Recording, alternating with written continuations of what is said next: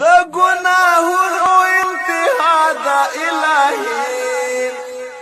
معاف کړې ګناهګار یو زنې قصدن زنې خطا د الهي معاف کړې ګناهګار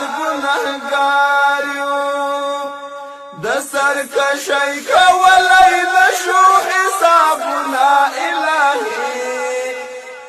معاف کړې ګناهګار یو دستا په در کې مونږ ولې د لاسونه الهي معاف کړې ګناهګار یو مال او ځواني عمر بغواړي الهي معاف کړې ګناهګار یو